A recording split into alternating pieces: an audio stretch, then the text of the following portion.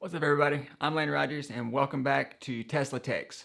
And today we're gonna be talking a lot about Starship and SpaceX because Flight 12 is on the books for it's scheduled for this Thursday, the 21st at 5:30 down at Starbase in Boca Chica. And there's a whole lot going on. Originally this flight was scheduled, this liftoff is scheduled for yesterday.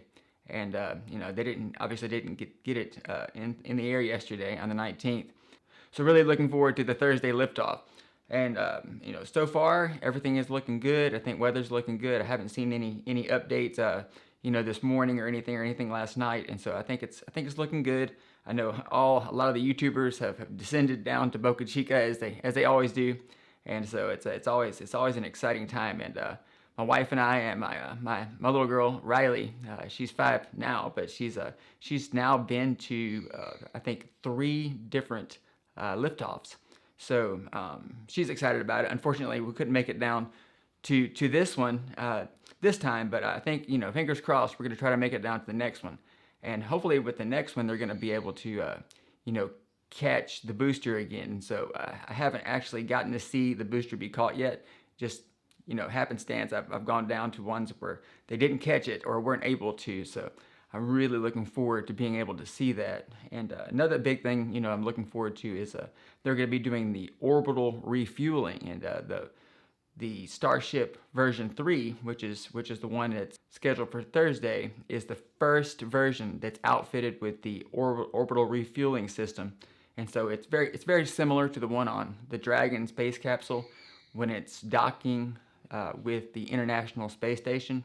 And so sort of how it works is that it comes in, it lines up, it uses LiDAR sensors and a myriad of other types of sensors and software and technology to line it up perfectly, and it comes in and it locks on.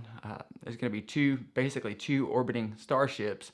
One will be the tanker version, and one will be the actual starship that has probably just recently come to space and needs to be refueled so it can go out into deep space to the moon or Mars or wherever we're going, for that mission. But it's going to be interesting to see the test whenever they do that. I'm hoping maybe it's going to be on Flight 13 or possibly Flight 14. But that's going to be a phenomenal test because it really is that ability really is one of the big keys to rapid reusability for Starship.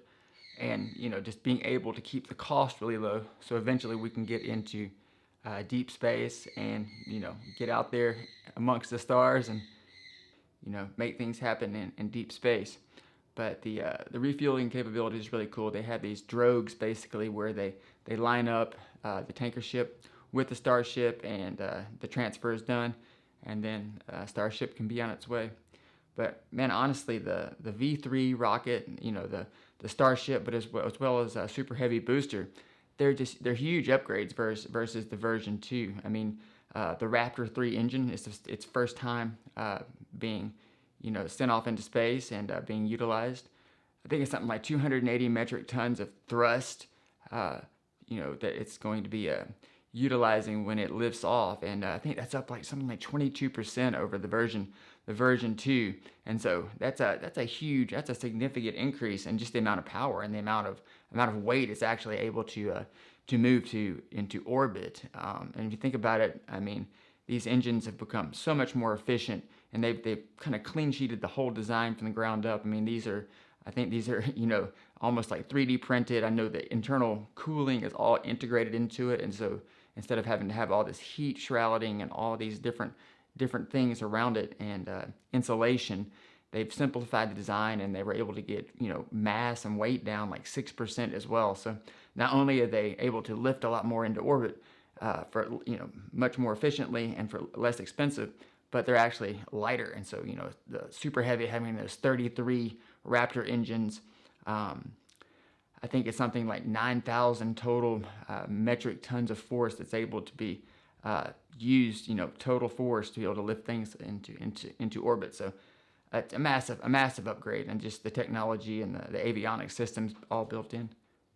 So in Super Heavy, they also redesigned the entire fuel transfer tube, and this allows for better maneuverability in space when it has to do its flip maneuver in order to come back down and land at the launch pad. And so not only are they able to use this redesigned larger tube to get the engines up and running much more efficiently and a lot faster, but it also can move propellant around within it to aid in the flip they do, the flip maneuver. And so yeah, that's going to be a huge plus for Super Heavy as well, as it lifts Starship into orbit.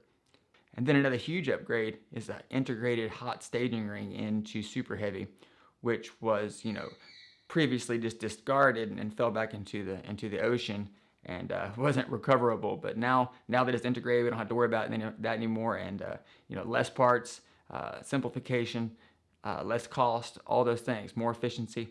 And so I'm excited to see how that actually works out in the first test flight, utilizing that. So another really big upgrade, but across the board, there's almost too many upgrades to mention. I know there's 50 cameras on board, so they're going to be able to see every single thing on that ship and be able to get much more data and a clearer picture of what's actually going on, while it's up there, so they can, iterate and improve in later versions. And that's also going to be phenomenal for everyone on the ground to be able to view, because they're utilizing Starlink, so it should be super high definition and just absolutely beautiful views of space and Starship, and super excited about that. But what else? I know there's like 60 avionics systems, computers, all that kind of stuff, so full upgrades there. And honestly, it's all about just lowering cost, refining, improvements. It's lighter, it's taller, it's faster, it's stronger. They've done so many upgrades, and so I'm super excited to see how this goes. Fingers crossed, as always, that it goes smoothly, because we've had a few Starship mishaps in the past, but it's all about learning with these things. I think a lot of people out there misinterpret what they're seeing on the news, in the general media, just because these ships were built, kind of to break, to figure out, to learn, to iterate from. And so I know Elon was even saying that while this is a super important launch and we hope everything goes well, he has like 10 more Starships and 5 boosters in production right now down there at the Star Factory in Boca Chica. And so as long as we don't destroy the launch pad, in the liftoff, we should be able to iterate and get the next version, up and running and out pretty fast. And so he's built this supply chain down there, and it's an assembly line for these gigantic rockets, the largest flying object ever built, basically. So it's very interesting. And I've mentioned it before, but if you ever get a chance to go down there, take your family down there, it's an eye-opening experience, and it's surreal. It really is. And every time we're able to go, they've built so much more, and these structures and the size of the rockets and everything. The Starship factory is it's incredible. It is. It's a game changer, and it really opens your eyes to what the future is going to be like, and how much progress America's making and Tesla's making, and just technology in general. It's just making these massive leaps forward. And then if you combine that with how everything is being done with AI and how that's being integrated into the flight control systems and everything else, it's just we are really positioned well for a future that's just out of this world, quite literally. So I'm super excited to watch that on Thursday from home this time, like I said. But I am going to get back down there. We're in San Antonio, and so it's not too far of a drive. I think we're about 5 hours, and we'll take down the Cybertruck or the Model X. I'm hoping by the end of June, the Model X, which is a hardware 3, will get that version 14 Lite. And so if we have that, I might just take the Model X down, because it's such a great family car. Having that, it's an SUV, so it has the back area, it's behind the seat that you can access while you're out and about without having to pull over and get something in the bed of the truck.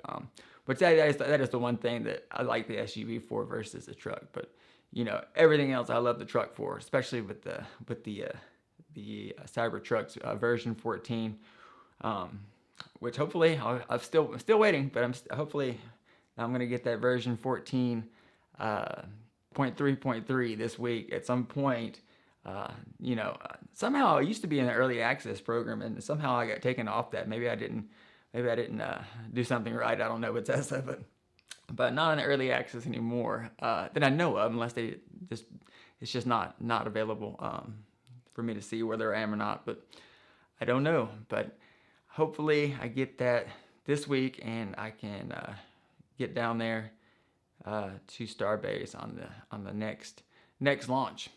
I'm also very interested to see how the heat shield performs in this launch.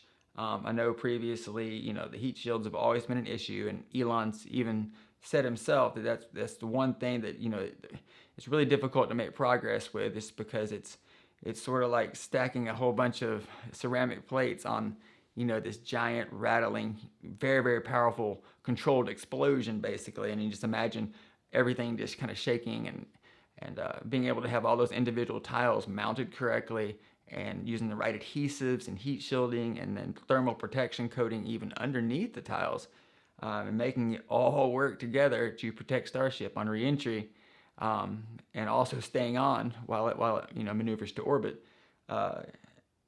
That is a feat in itself, and they're doing their best to improve that technology, because let's face it, if they're going to achieve rapid reusability at some point in the future, that's going to have to be addressed. I mean, those things are going to have to be absolutely perfect, and they're not going to be able to break down. You can't have a situation where we're out there with a bunch of humans and astronauts out there approaching the moon or Mars, and you have a situation where you have a whole bunch of heat shield issues and you can't land the thing and you can't do much. You know what I mean?